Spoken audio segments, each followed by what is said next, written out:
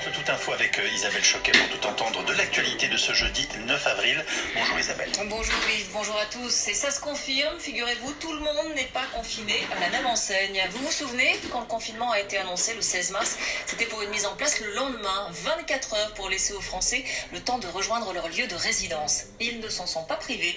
Et comment on le sait? Eh bien, ils ont été trahis par leur téléphone. L'INSEE a passé au crible les bornages d'Orange. Résultat, Anaïs Bouissou, plus d'1 600 000 personnes se sont déplacées pour rejoindre leur département de confinement. Oui, entre ceux qui ont quitté leur petit appartement pour une résidence secondaire plus agréable et les Français en séjour à l'étranger rentrés en France, les déplacements d'un département à l'autre ont été massifs. Les départs de la capitale ont été particulièrement importants. C'est bien simple, Paris intramuros s'est littéralement vidé d'un quart de sa population.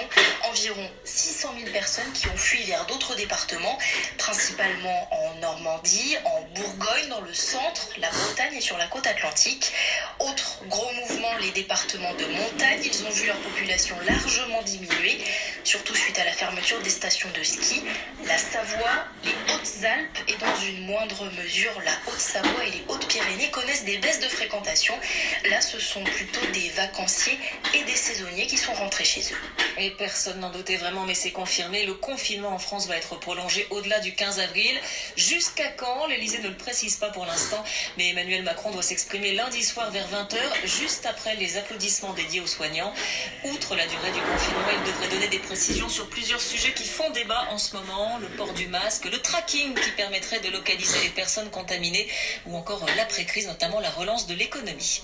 Pour l'heure, le bilan reste lourd, 541 décès supplémentaires en 24 heures dans les hôpitaux, 11 000 morts en tout en France.